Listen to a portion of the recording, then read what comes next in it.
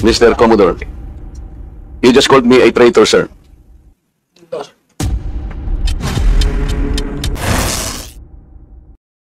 Nasa Facebook po, nasa social media. Mr. Chair, with your permission. Butit inulit mo, Commodore. Bago ka sumagot doon sa tanong niyang Juan, patapusin mo muna yung legislator and then you wait until you are recognized by the chair, okay? Yes, sir. Thank you. Thanks, sir. Please proceed. You said that you did not say that I am a traitor, but it is in the social media. Did you take an effort to clarify that so that you could not mislead people because they might believe that you have said that? It is only now that you are disowning this statement. Mr. Chair. Mr. Chair. Yes, sir. To the Honorable Marcoleta, sir. Let's put it on record. I did not use the word traitor in describing your statement that the West Philippine Sea ay katang-isip lamang po. Let me read my post on X. I stand by the statement of President Bongbong Marcos when he said ang West Philippine Sea ay hindi katang-isip natin lamang. Ito ay atin, ito ay mananatiling atin hanggang nag-aalab ang diwa ng ating minamahal na bansang Pilipinas. Hearing someone claim that the West Philippine Sea is merely a fabrication of the Philippine government is a disservice and an embarrassment to their entire party, the organization he belonged to, and even their own family. How can the one face the younger generations today and tell them that our exclusive economic zone to the west of our archipelago is non-existent, effectively giving up the fight to assert their rights as Filipinos in the West Philippine Sea? Mr. Chair, sinabi ko ba na katang-isip ng West Philippine Sea? I cannot recall, Mr. Chair. Hindi, kasi ang salita mo dyan, merong nagsabing katang-isip. Sinabi ko ba na katang-isip ang West Philippine Sea? I said I stand by the statement of the President. I did not mention you said it, sir. Meron kang katang-isip na sinabi dyan eh. To whom are you referring that? No, sir. The katang-isip phrase was the President's statement during his SONA. I just merely restated the statement of President Bongbong Marcos Kaya nga, when he you are now, presented it to SONA. kaya mo lang nilabas yan after I said that there is no such thing as West Philippine Sea. But that is in context of the fact that it is not yet registered in the International Hydrographic Organization. Alam mo, Commodore, ang procedure. Tama. Mr. Chair? No, you have to answer, Mr. Chair. Alam Yes, mo yung procedure kung paano maitatala, kung paano natin papangalanan ang isang karagatan na tayo ang may-ari. You know the procedures, right? With respect to the 19th Congress who passed You the have Republic to Act answer my 12064, question, Mr. Chair. the Philippine Maritime Zones Act, sir, the West. Kindly repeat your question.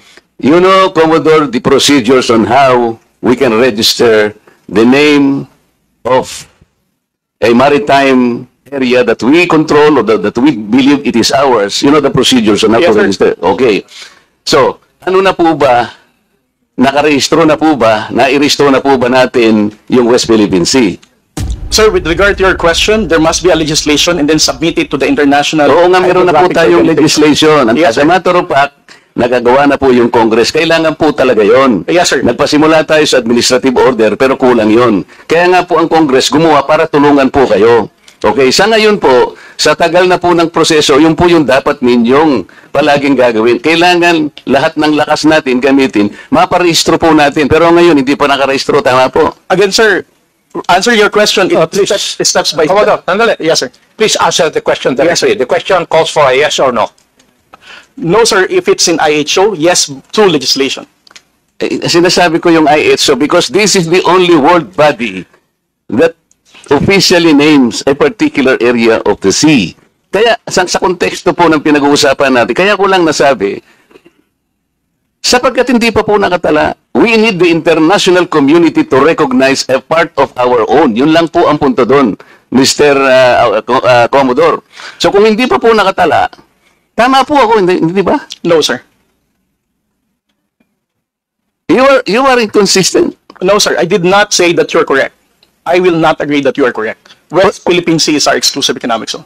Eh, Mr. Chair, wala tayong dispute that. Sinasabi ko na nga sa iyo, yung sinasabi nating West Philippine Sea is our own exclusive economic zone.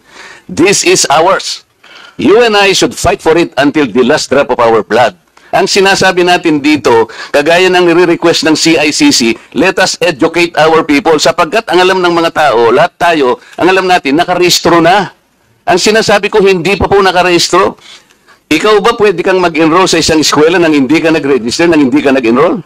You answer my question. Of course, sir, there is a limitation. Kaya hindi pa nakarehistro, Mr. Chair. This is the only point. Let us not create a mountain out of molehill. Bigla mong sasabihin, in response to what I said, tatang isip o blah blah blah at lumabas sa traitor. Hindi ka man lang gumawa ng effort, for example, na I did not say that. Ngayon mo lang sinasabi. But you know, people are bashing me. I am pro-China. When is the last time or the first time that I am pro-China? Again, Mr. Chair, I never said that you are a traitor. That is clearly posted on my Twitter. Pero hindi ka po nagbigay ng paliwanag na sinabi mo sana doon sa social media din. Bakit nyo ina-ascribe sa akin na sinabi ko na traitor si Kong Marcoleta? I did not say that. It is only now that you are explaining na wala kang sinabi. But kumalat na sa social media, kaya nga tayo nandito. These are the excesses and the abusiveness of social media, Mr. Chair. Nangyari na. Kahit na ilang libong mag-explain ka dito, yung tao narinig na nila na ikaw ang nagsabi. Because meron ka pang litrato dun eh. Mr. Chair, nobody has ever asked me whether you are a traitor. This was only the first time that I was asked whether you are a traitor or not. You are not even aware na sa social media sumabog yun? Nandun yung litrato mo and they claim that I am a traitor. Ngayon ka lang nagpapaliwanag na I am not a traitor. Pero nangyari na yun. Mr. Chair, I don't think that I'm under in any obligation to respond to all those social media Mr. posts Chair, by bloggers, social media influencers to tell them that they're wrong. Siya muna. Sabi niya wala siyang obligation. Finish your statement. Yes, sir. Mr. Chair, Honorable Marcoleta, sir, I think I'm no under obligation to tell all the social media influencers, to bloggers, defend your name, tell them that you are not a traitor. Again, I did not mention that you are a traitor. Those words did not come from me. Why would I go to the extent of defending you and you are running for Senate? I might as well be interpreted as supporting somebody for public office. Mr. Chair, clarifying something that is wrong is not political. Please. Thank you, sir. Commodore, tinatanong lang ni Honorable Marco Reds that merong lumabas kang statement. Siguro, binigyan ng interpretation ng ibang bloggers at nasabi na traitor si Honorable Marcoleta. Ang tinatanong niya is, unang-una, alam mo ba ito na gano'n na nangyari? Would you know? No, sir, because when it became a social media popular post, I was not here in the country. I was actually in the official business outside. So when did you come to know about this? I only came to know about it when Congressman Marcoleta called me gago and mangmang in one of his interviews. So when was that?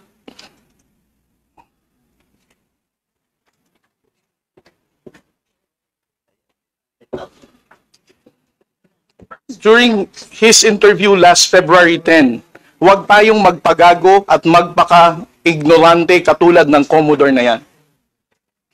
So, at that point in time, ang tinatanong kanina ni Honorable Marcoleta na merong misinterpretation doon sa iyong statement sa social media. Yes, sir. And you did not bother na i-correct man lang yun. Yun ang dinadrive ni Honorable Marcoleta kanina pa. Yes, sir. So, please answer that question.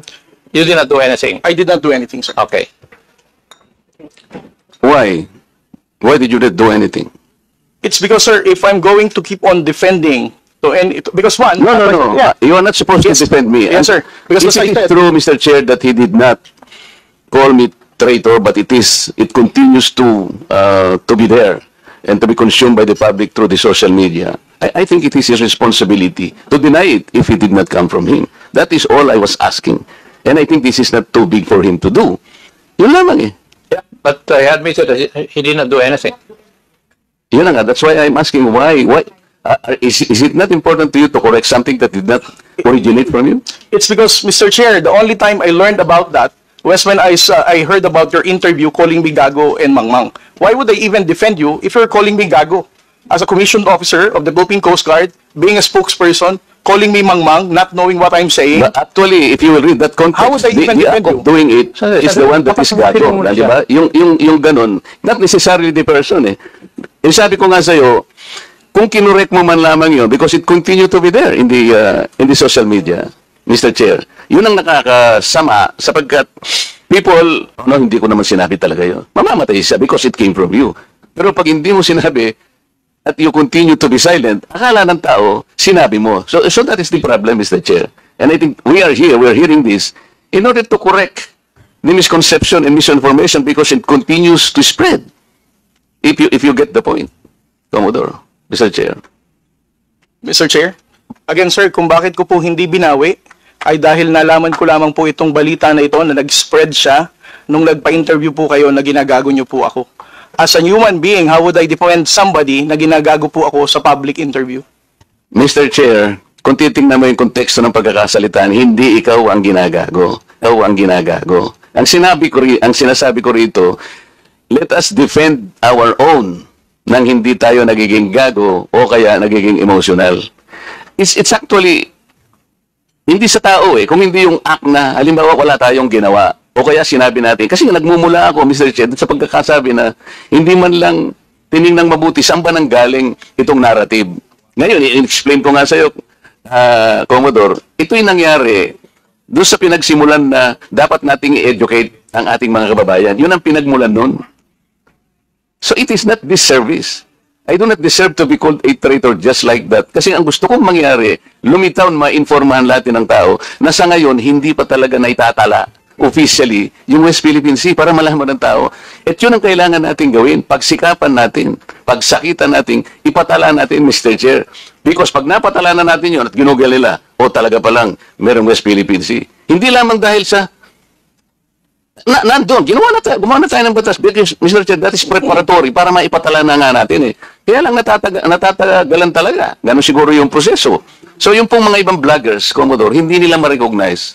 Kaya example ko kanina, ginugoogle, wine-waste ni Congressman Barbers, yung kalye na nirehistro, na ginagawa-gawa lang ni Congressman Paduano, hindi po niya makita. So nagkakaroon ng confusion. The tendency to be misinformed proceeds from the fact na hindi pa talaga na ipatala, sir. That's the only point. Mr. Chair, ngayon, kung babalik po sa Google, Mr. YouTube, ito kumakalat, lumalakad, but you're not doing anything to control this. So, ang daming, ngayon, nagbabas sila sa akin, si Marcoleta, pro-China. Ngayon, may lumitaw na naman through your platform. Lahat po ng senador na kagrupo ni ganito, lahat po sila ay pinoponduhan po ng China. Nandito ngayon. I will show it to you before you leave, sir, na lumilitaw na naman dito. So, kasama po ako doon sa grupo na yon na pinipinance ng China.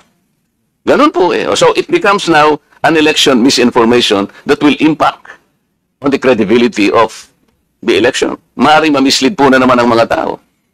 Yun po yung ating gustong ayusin, yung misconception and misinformation. Lumitaw lamang po kasi sa kawalan ng information na hindi pa po natin naipatala, Commodore. Hindi pa nakatala talaga officially. Tayo po, walang problema eh. Kung tayo lang. Sapagkat yung bahagi na yun ng ating karagatan, may pangalan man yan o wala.